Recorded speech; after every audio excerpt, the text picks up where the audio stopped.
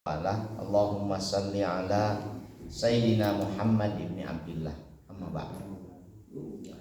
Jamaah subuh yang Allah muliakan, alhamdulillah kita bersyukur pada Allah Subhanahu wa taala. Allah memperkenankan kita bertemu di aktivitas luar biasa yaitu salat subuh berjamaah. Walaupun sebagian dari jamaah Al-Kausar infonya ke saya sedang sakit. Beberapa batuk-batuk, demam dan lain sebagainya, sehingga terganggu aktivitasnya ke masjid. Doakan mudah-mudahan segera diberikan kesembuhan. Sakit itu kan bagian dari kasih sayang Allah Subhanahu wa taala. Jadi kalau orang sakit, insya Allah derajatnya diangkat, dosanya diampuni dan maksiatnya dihalangi. Jadi ini bagian yang episode kehidupan kita. Jemaah sekalian yang Allah muliakan, pada subuh ini saya ingin ngajak ngaji dari ini bukan pertanyaan tapi ke request dari salah satu jamaah di Al-Kausar yang ingin mendapatkan penjelasan tentang bagaimana Allah itu menjawab doa. Karena kan kita seringkali berdoa, tapi kadang-kadang muncul pertanyaan, ini dijawab gak ya doa ini? Dikabulkan gak ya? Diijabah atau tidak ya? Dan sebagainya. Materi kita pada subuh ini kebetulan waktunya relatif panjang karena subuhnya sekarang kan lebih awal, jam 4:04 lebih. Jadi sampai 5:30 insya Allah kita akan bahas materi. Ya kalau pakai judulnya saat Allah menjawab doa. Dan saya ingin ngajak kita semua untuk mendengar, memahami doa indah Nabi Zakaria alaihissalam yang dimuat dalam Quran surat ke-19, surat Maryam ayat 1 sampai, sebetulnya banyak tapi saya ngaji di sini ayat 1 sampai 2, 3, 4, 5, 6, 7 sampai dengan 6 ayat kurang lebih. A'udzu billahi minasyaitonir rajim. Bismillahirrahmanirrahim. Kaf ha ya ain shad. Dzikru rahmati rabbika 'abdahu Zakaria idz nada rabbahu nidaan khafiyyan. Qala rabbi inni wa hadzal azmu minni wasta'ala ar-ra'su syaiba wa lam akum bidu'aika rabbi syaqiyya. Wa inni khiftul mawaliya min wara'i wa kanat imraati 'aqiran fahabli min ladunka waliyya yarithuni wa yarithu min ali yaquba waj'alhu rabbi radiyya. Shadaqallahul adzim. Jadi saya kutipkan sampai dengan ayat ke-5 ayat ke-6 surat Maryam.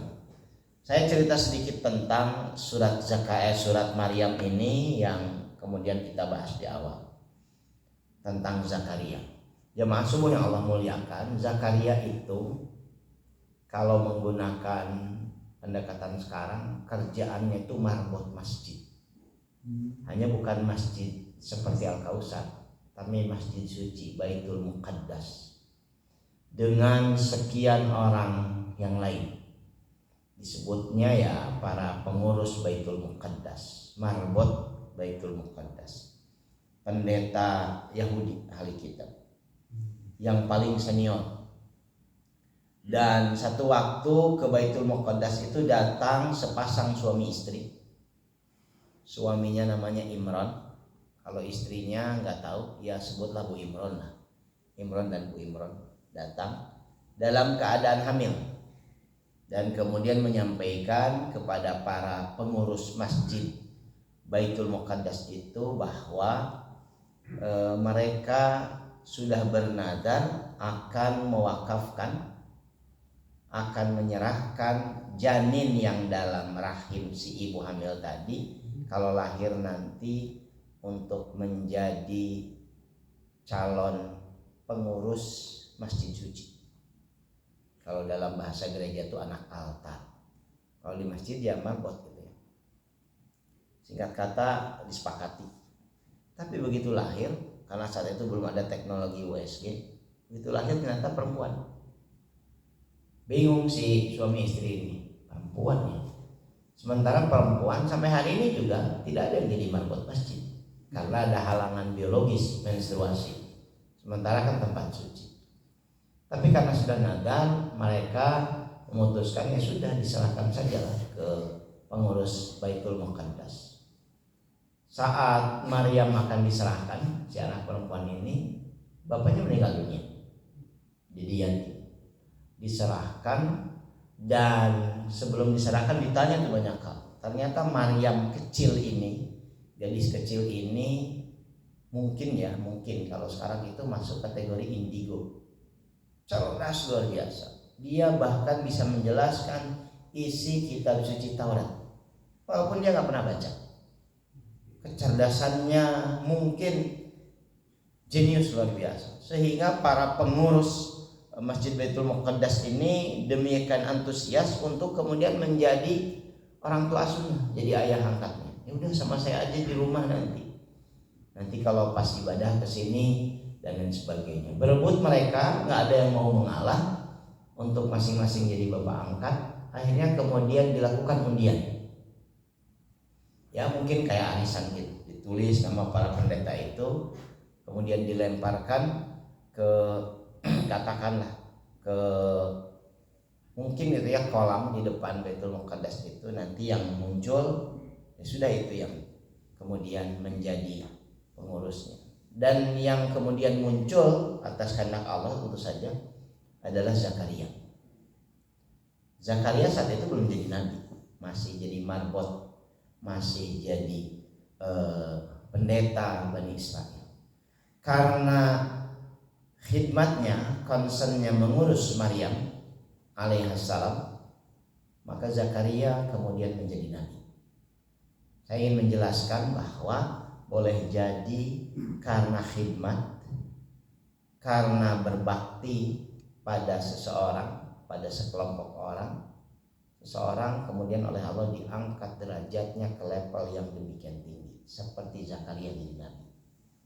Nanti dalam kisah Nabi SAW itu ada orang yang oleh Nabi kemudian diwasiatkan, diamanatkan kepada banyak sahabatnya. Nanti kalau kamu ketemu orang ini, kamu minta doa, doanya dijabah di langit, doanya didengar di langit.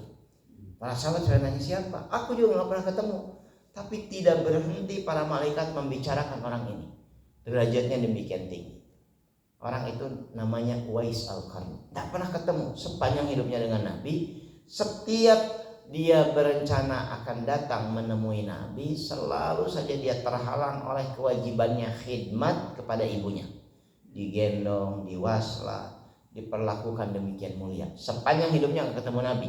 Tapi para malaikat di arah sana bergemuruh menyampaikan betapa populernya, viralnya orang ini di langit. Sehingga disampaikan pada Nabi. Itu Nabi amanat pada Abu Bakar, nggak sempat ketemu Abu Bakar. Pada Umar yang sempat ketemu, kamu minta doa kalau ketemu orang ini, orang yang demikian populer di langit. Jadi lewat kisah penjelasan awal Zakaria ini, Zakaria tuh naik level, naik derajatnya karena mengabdi pada Maryam. Dia mengurus dengan baik. Boleh jadi nanti di antara kita ada yang diangkat derajatnya atau sudah diangkat derajatnya karena mengabdi pada orang tua, karena mengabdi pada anaknya, karena mengabdi pada sesama dan lain sebagainya. Dan Zakaria itu dalam referensi yang saya baca, ketika kemudian mengasuh Maryam, gadis kecil sampai dewasa itu, dia menemukan banyak sekali hal luar biasa menakjubkan.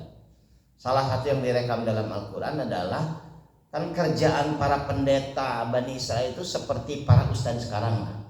Dia kemudian menghadiri undangan jemaah, menghadiri undangan umatnya untuk mungkin berdoa, untuk kemudian mengajar dan sebagainya. Jadi kalau pulang mungkin dia bawa makanan untuk kemudian dibawa kepada Maryam yang tinggal di mihrab. Mihrab itu kan ini wilayah di masjid yang menjadi tempatnya imam. Maryam itu tinggal di sini. Kemudian begitu datang, kaget Zakaria, berlimpah sekali makanan dengan berbagai jenis menu yang luar biasa. Mungkin itu ya kalau sekarang ada nasi padang, ayam, semualah ngumpul. Sampai Zakaria kaget, ini dari mana? Kata Maryam, dari Allah. Itu di kalangan para ulama itu ada dua pemahaman. Yang dimaksud dari Allah itu orang-orang datang digerakkan hatinya oleh Allah untuk kemudian memberikan makanan. Tapi makna yang populer adalah makna yang selanjutnya, makna kedua. Apa susahnya bagi Allah menurunkan langsung makanan? Karena pernah terjadi kepada kaum Nabi Musa, manna wassalwa, itu turun dari langit itu, makanan itu dan sebagainya. Itu keanehan, ketakjuban Zakaria terhadap Maryam dan sebagainya. Karena itu beberapa ahli tafsir, beberapa ulama, Bapak jemaah sekalian, memasukkan Maryam dalam kategori nabi walaupun dia perempuan. Kalau ada yang nanya rujukannya Mahasin At-Ta'wil Al-Qasimi. Al-Qasimi itu memasukkan Maryam sebagai nabi. Kenapa? Karena didatangi Jibril, diberikan wahyu, diberikan mukjizat dan lain sebagainya, seperti juga yang terjadi pada para nabi. Dan boleh-boleh saja pendapat seperti ini karena jumlah nabi itu berkali-kali sampaikan di sini 124.000. Sementara yang kita tahu hanya sekian puluh orang saja. Jadi sangat banyak. Jadi boleh jadi ada banyak nabi yang tidak kita ketahui, tidak pernah kita pahami dan lain sebagainya. Ketika kemudian mengurus Maryam itulah Zakaria sangat berharap Allah Subhanahu wa taala memberikannya keturunan. Dalam referensi yang saya miliki bahwa di antara referensi tentang Zakaria itu menikah usia 26 tahun. Menikah usia 26 tahun dan ngurus Maryam berpuluh-puluh tahun sampai Maryam dewasa. Dan dalam surat Maryam ini ayat 2, 3, 4, 5, 6 yang saya bacakan tadi di awal ini episode Zakaria di usianya menjelang 90 tahun. Kenapa nih saya sampaikan dengan umur sekian?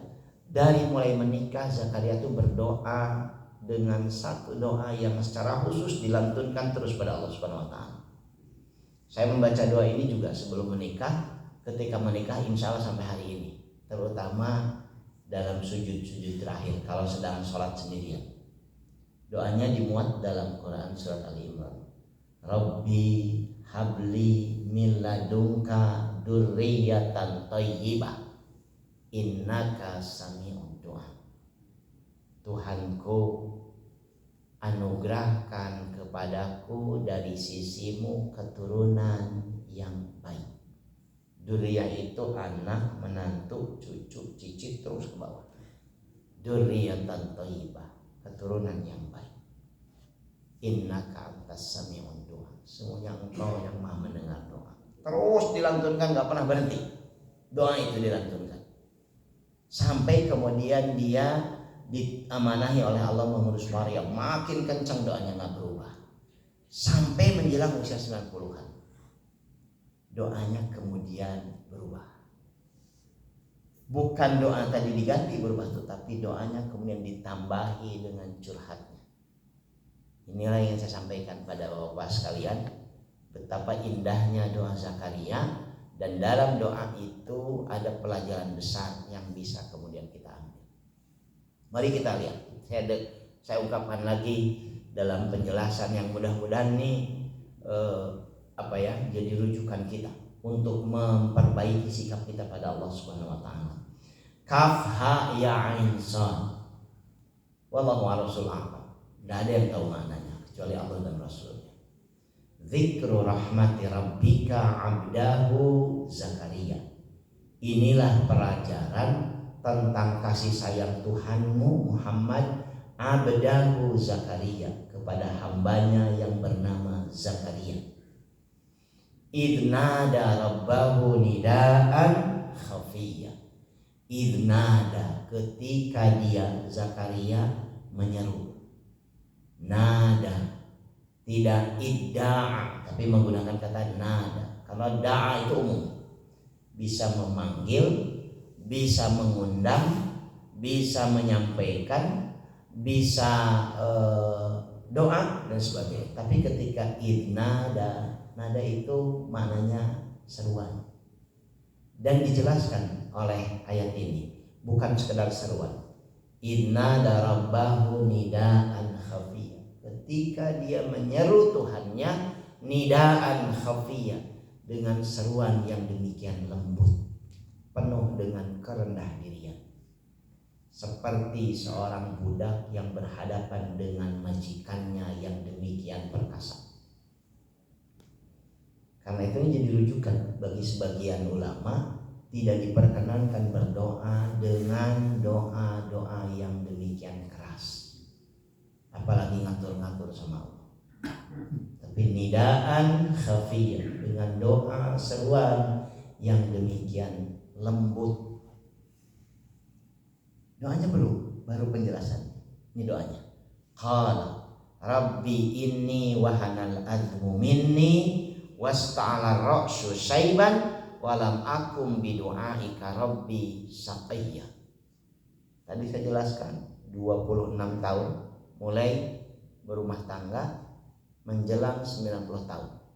86, 87, 88, 89. Dia kemudian menambahi doanya dengan doa ini. Tuhanku, inni wahanal azmu minni. Tulangku semakin rapuh. Terus kalau di atas bapak-bapak semua usianya satu. Wasta'ala ra'su syaiban, rambutku sudah semakin beruban. Walam akun bidu'aika rabbi saqiyya, tapi aku tidak akan pernah kecewa berdoa kepadamu. Tidak akan pernah kecewa. Kenapa menggunakan kalimat ini?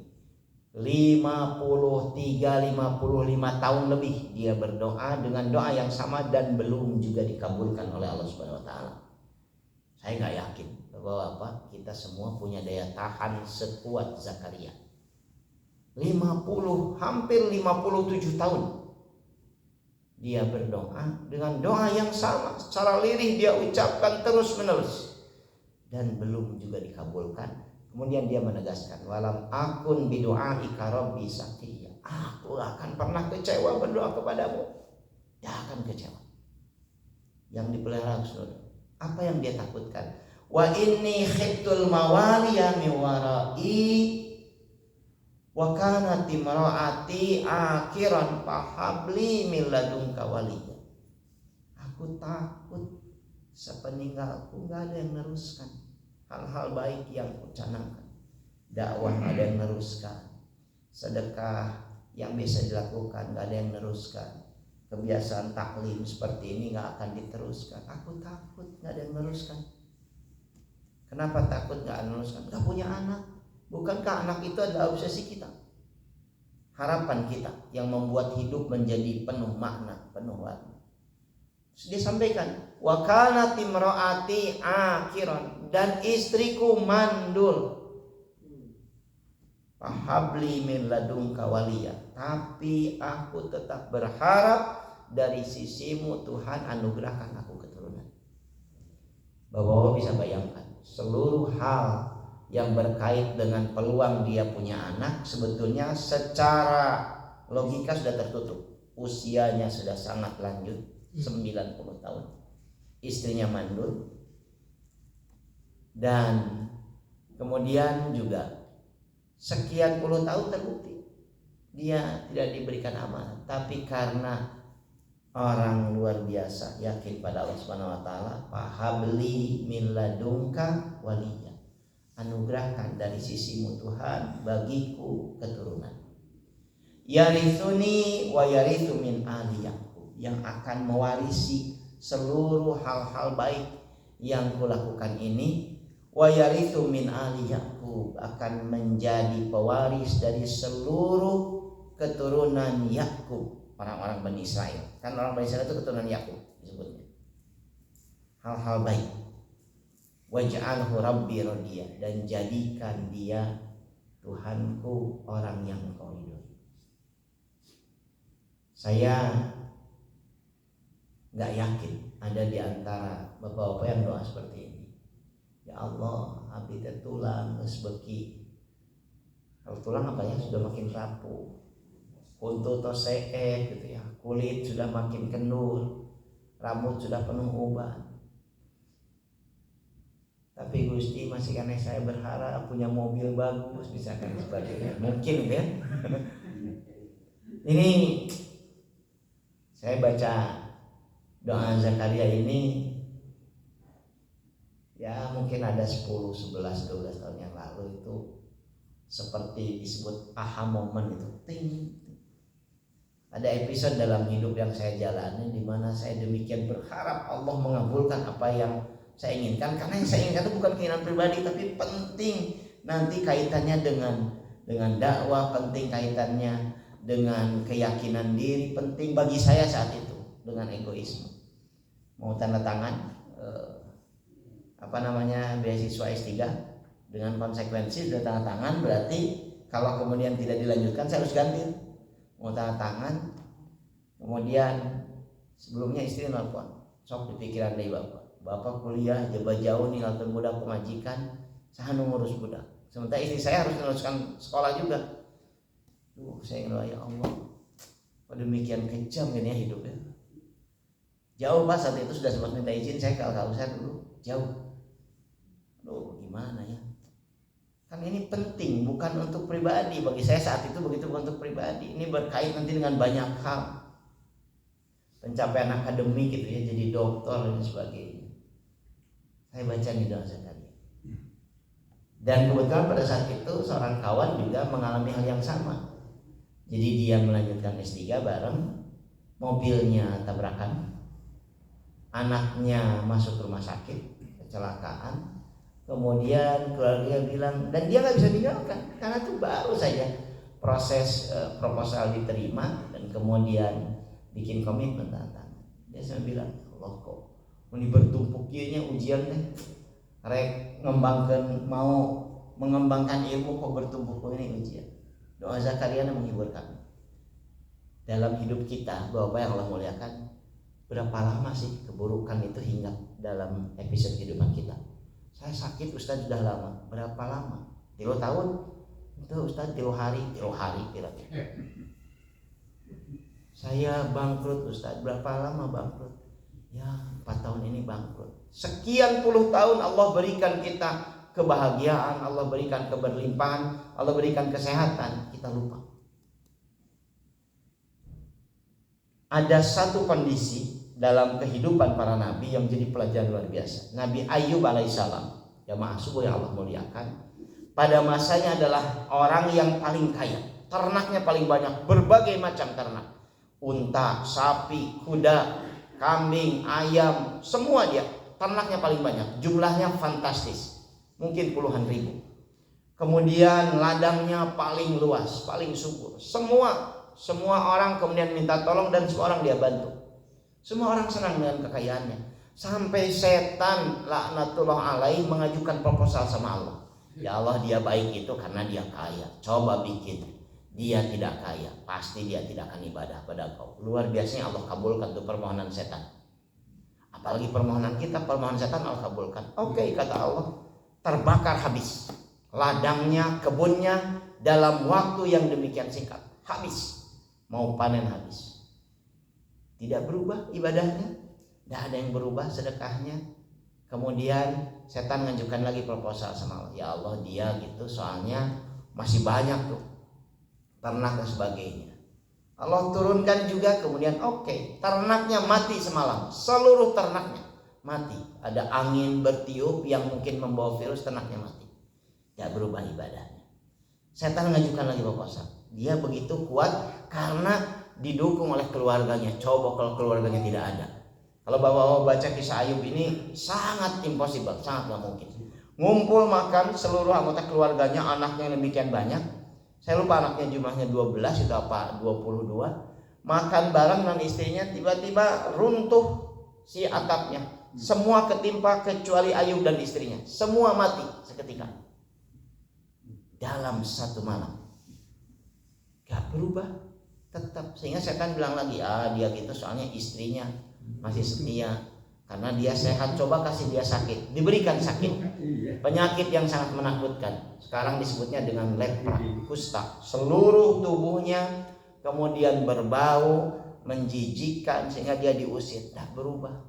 Setan kemudian mengajukan lagi, dia gitu soalnya istrinya masih setia. Coba bikin istrinya gak setia.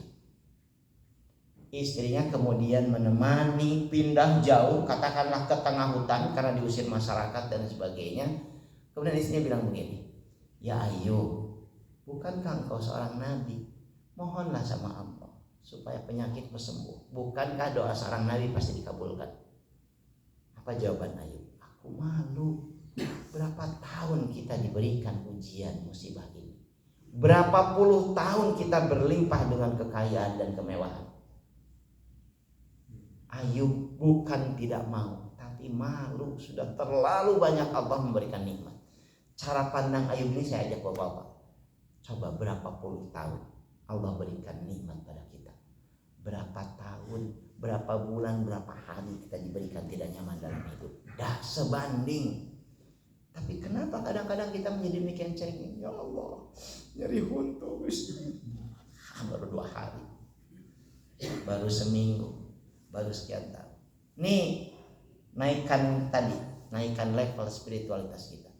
Zakaria yang tertutup semua tulangnya punya anak menyampaikan, Tuhanku, walaupun tulangku semakin rapuh, rambutku dipenuhi uban, kulitku makin kendur, aku tidak akan pernah kecewa berdoa padamu.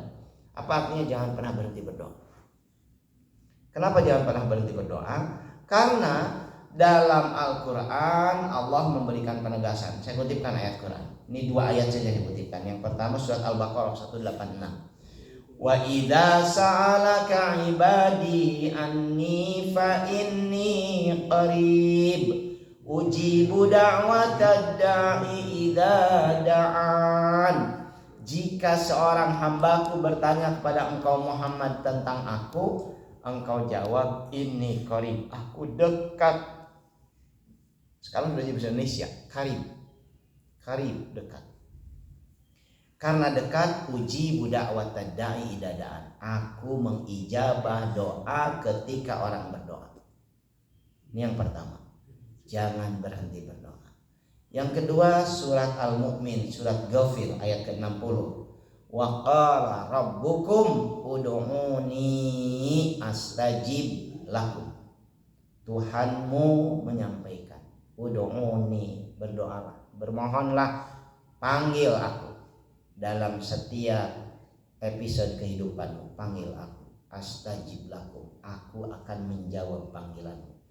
Keep calling him every day, every time, dan Allah akan menjawab panggilan kita. Pertanyaannya barangkali yang sering sampaikan, gimana cara Allah menjawab panggilan kita? Gimana cara dia mengijabah doa-doa kita? Kok belum kelihatan tanda-tandanya? Imam Al-Baijuri, ini saya nggak baca langsung kitabnya, saya baca referensi yang berbeda tentang beliau. Kitabnya Tuhfatul Murid ala Jawhari Tauhid menyebutkan bahwa dikabulkannya doa oleh Allah itu dengan 3 cara. Yang pertama adalah Allah mengabulkannya segera, seperti doa hambanya sesuai dengan harapan dan permohonan mereka. Ya Allah, semoga anak saya diterima di perguruan tinggi negeri yang diinginkan. Pas ujian besok lulus, diterima. Tuh cara yang paling sederhana dilakukan, sehingga kita memahami berarti dikabulkan doa. Dalam ini kebetulan bahasan ini memang lebih kepada aspek tasawuf. Dalam term tasawuf itu katanya adalah doa-doa rendahan, bukan doa-doa yang tinggi. Artinya nggak mengubah konstelasi langit, nggak mengubah konstelasi kehidupan. Ya biasa, ya Allah saya sakit, ingin sembuh besok lusa. Berobat ke dokter ini jadi wasilah sembuh. Yang kedua, ada kalanya Allah menunda dikabulkan doa hambanya seperti yang dia harapkan karena ada hikmah tertentu yang tidak selalu bisa dipahami oleh hambanya. Sehingga kadang-kadang muncul kekecewaan. Kok nggak dikabulkan saya? Kok nggak dijawab doa? Kadang-kadang 2-3 bulan kemudian, 2-3 tahun kemudian baru dipahami. Ketua Umum P3 yang diberhentikan itu, Suharto Mono Arfa, Pak Menteri itu, sempat terdaftar sebagai orang yang akan ikut joy flight ketika Sukhoi itu datang ke Indonesia. Nawarkan, ini pesawat keren, lebih murah ketimbang buatan Amerika, ketimbang Boeing, ketimbang Airbus dan sebagainya, manuvernya keren. Kalau nggak percaya boleh silahkan coba. Daftar tuh ribuan orang yang mau terbang, ya pengusaha, politisi daftar. Kemudian disebutnya joy flight. Saat itu terbang melintasi Gunung Salak. Begitu kemudian terdaftar urutan pertama sekian puluh orang termasuk Suharto Mono Arfa. Dia datang terlambat, hanya sekian menit. Begitu dia datang pesawatnya sudah terbang, sehingga dia marah-marah. Hanya dalam waktu setengah jam kemudian dia bersyukur luar biasa pada Allah. Sujud syukur saya katanya. Karena Sukhoi yang joy flight itu menabrak Gunung Salak, hancur mati semua. Jadi Anda menginginkan sesuatu yang Anda pandang sebagai hal yang baik, menyenangkan, bagus, bermanfaat, tapi Allah tidak kabulkan. Dan kita bisa kecewa. Kok nggak diterima anak saya ya di ITB misalkan? Kok malah diterimanya di UIN misalkan? Misal, itu saya ngalami begitu. Nah, jadi ke UIN, malah sih jadi ustad meren gitu ya, dan sebagainya. Kan kita tidak pernah tahu apa yang jadi karena Allah.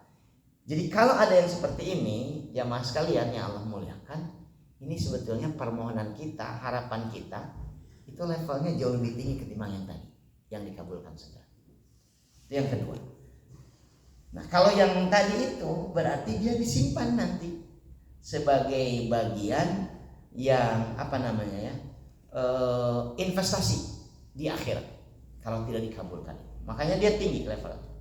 Yang ketiga, terkadang Allah mengabulkan doa hambanya dalam bentuk yang berbeda dari harapan dan permohonan, karena permintaan dan permohonan mereka itu tidak mengandung kemaslahatan yang bersifat segera, sementara penggantinya bersifat segera. Ya Allah, saya butuh mobil misalnya. Butuh nih, bukan cuma kepingin, sudah sampai pada taraf butuh. Gak dikabulkan oleh Allah seperti yang dia inginkan. Tapi kemudian Allah memudahkan dia jadi punya rumah misalkan, jadi punya asrama, jadi punya wisma dan lain sebagainya, yang justru jauh lebih bermanfaat bagi dirinya, sehingga kemaslahatannya bersifat luar biasa segera dan banyak. Saya nggak tahu mana yang kemudian jadi bagian dalam doa-doa kita. Tapi yang ingin disampaikan lewat ayat ini, jamaah sekalian, seperti Zakaria tadi, ketika orang berinteraksi dengan Allah Subhanahu wa taala, dibutuhkan dua hal penting. Yang pertama husnudzon, tidak mungkin Allah tidak menjawab doa kita. Tidak mungkin Allah mengabaikan doa kita, tidak mungkin Allah membiarkan kita. Ada satu doa Zakaria yang karena sudah puluhan tahun, tadi kan 57 tahun kurang lebih berdoa yang sama, nggak dapat anak juga. Zakaria kemudian menambahi redaksi doanya. Sering saya ajarkan sama Bapak. Rabbi la tadarni fardan wa anta khairul warithin. Tuhanku la tadarni, jangan biarkan diriku fardan, sendirian, kesepian di masa sepuh, batur. Wa anta khairul warithin, engkaulah sebaik-baik ahli waris. Dia buatkan Allah ahli waris. Zakaria dan lain sebagainya. Yang kedua, kalau tadi husnudzon, yang kedua bersabarlah. Karena kita tidak pernah tahu Allah sedang mempersiapkan apa kepada kita. Tapi yakini yang dipersiapkan Allah pasti jauh lebih baik dibanding apa yang kita bayangkan. Jamaah sekalian yang Allah muliakan, saya ingin menguatkan pemahaman ini dengan mengutip ini kitab yang saya senangi. Dulu dikasih juga terjemahannya sama Dr. Hikmat, sudah lama, sudah 10 tahun lebih. Kitab Hikam dari Ibnu Athaillah As-Sakandari. Kata Ibnu Athaillah, la yakun ta'akhuru amadal ata'i ma'al ilhahi fid du'ai muwajjaban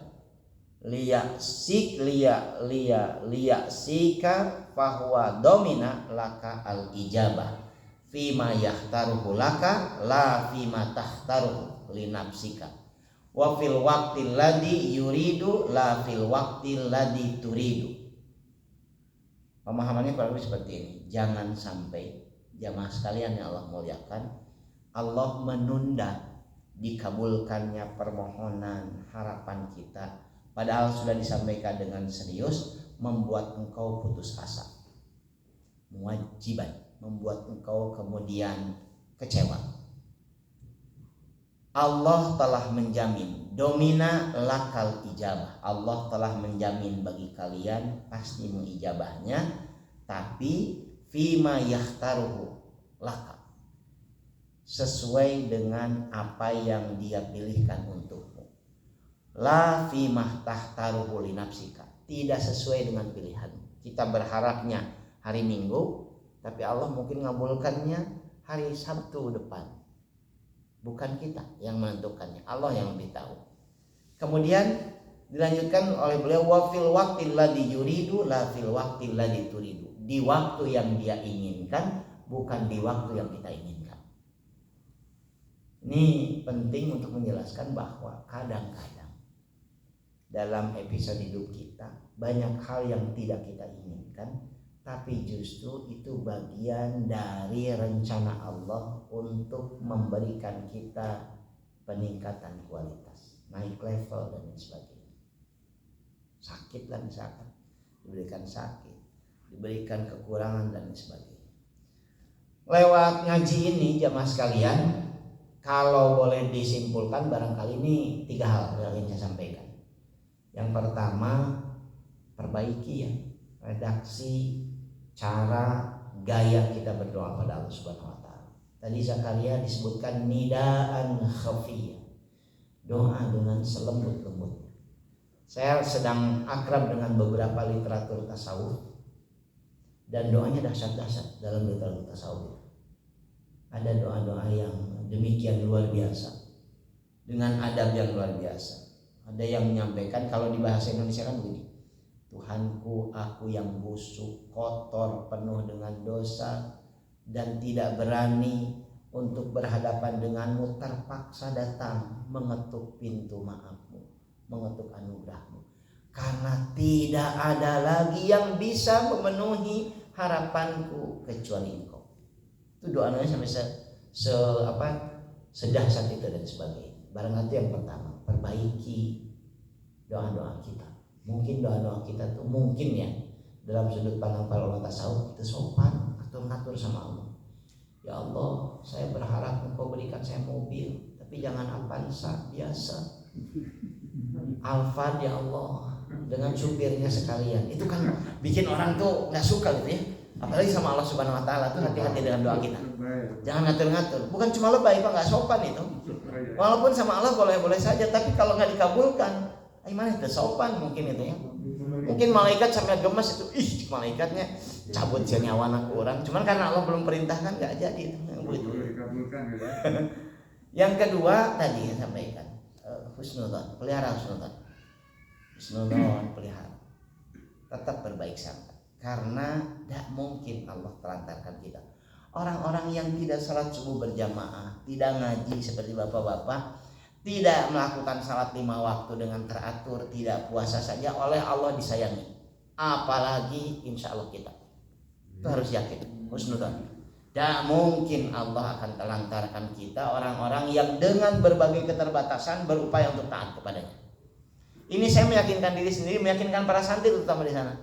Pak batur mah arulin Pak teu. Coba anak-anak muda temenang ulin, saya enak, temenang bobogohan, tidak boleh pakai HP dan sebagainya. Itu kadang-kadang ngeluh pada santri itu. Justru mana dipilih ku Allah untuk jadi bagian dari orang-orang yang dicintainya. Jadi yakinkan diri kita, husnudzon.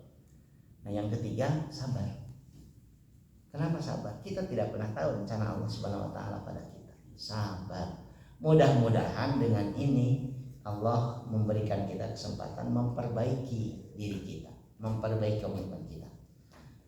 Wallahu a'lam. Ada yang mau menyampaikan? Enggak? Dan sebagainya. Silakan.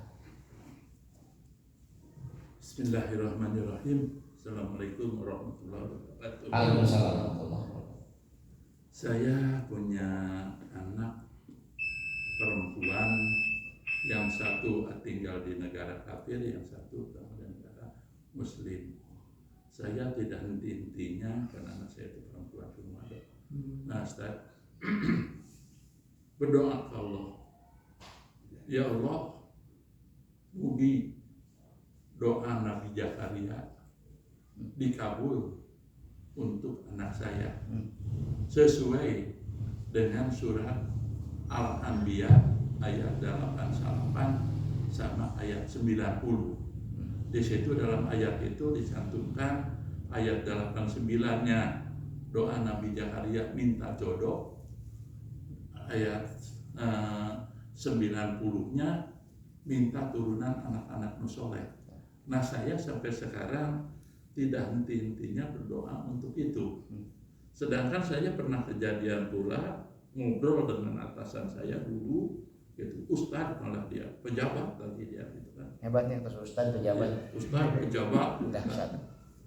Dia mau beli rumah di Sukamulya gitu kan, kurang uang sedikit mau menjual mobil. Oleh saya disarankan, Pak, tidak apa-apa mah Ustadz biasa melaksanakan tahajud karena minta ke Allah supaya mobil payu gitu kan. Jawabannya naon? RAD Bapak teh ku Allah teh gitu kan. Doa kabeh dikabul deh. Hiji we Bapak teh cenah doa ka Allah teh anu dikabul teh. Hayang buka anak cenah gitu. Oh, Masya Allah. Nah, itu hubungannya dengan surat Al-Anbiya ayat 90. Dan doa Nabi Zakaria dikabul. Gitu Ustaz. Jadi apakah saya tidak salah mendoakan anak? Ya. Ini bagi kita semua. Saya sampai hari ini insya Allah masih gunakan doa Zakaria, walaupun sudah punya anak. Karena harapan Zakaria pada anak bukan cuma punya anak, dzurriyyatan thayyibah. Saya berharap anak saya baik, soleh, rezekinya baik, berkah, menantu juga baik, solehah, rezekinya berkah. Kayak juga mungkin punya cucu terus, kan itu nggak berhenti. Kelas Pak, sudah jangan berhenti. Rabbi, ada doa Ibrahim juga yang mirip ya. Dibacanya doa Ibrahim oleh Zakaria, Rabbi habli minas solihin, Rabbi habli minas solihin. Itu di sujud tuh saya dan sebagainya. Saya terkagum-kagum dengan jawaban tadi. Malu, izin Pak. Kalau boleh ya, ini kadang-kadang muncul. Kalau sedang bagus mungkin. Saya malu Pak kalau sujud tereh-tereh. Subhana rabbiyal a'la, kalau menggunakan kata-kata itu subhana rabbiyal a'la, subhana rabbiyal a'la, yang ditambahi subhana rabbiyal a'la wa bihamdi. Maha suci Tuhanku yang maha tinggi, segala puji hanya untukmu. Itu gak cukup sebetulnya pujian-pujian untuk Allah dengan nikmat yang demikian berlimpah pada kita semua. Apalagi melihat para sesepuh sehat-sehat, nikmat Allah itu luar biasa. Saya ketemu orang-orang seperti bapak-bapak nih di usia sekian berbaring gak berdaya di tempat tidurku. Sudah menjadi jadi beban bagi semua orang di sekitarnya. Itu nikmat Allah luar biasa. Karena itu tetap jangan berhenti bersyukur, jangan berhenti beramal soleh, jangan berhenti berdoa. Salah satunya doa tadi, ya Allah mudah-mudahan selalu bisa diberikan keturunan yang baik. Jadi sudah tepat, sudah bagus, terus dilakukan. Mudah-mudahan anak-anaknya nanti terinspirasi melakukan hal yang sama. Ada lagi, mangga? Kalau tidak ada selesai ya. Mudah-mudahan manfaat yang sampaikan. Mohon maaf kalau banyak hal tidak berkenan. Aqulu qouli hadza astaghfirullah li wa lakum. Assalamualaikum warahmatullahi wabarakatuh.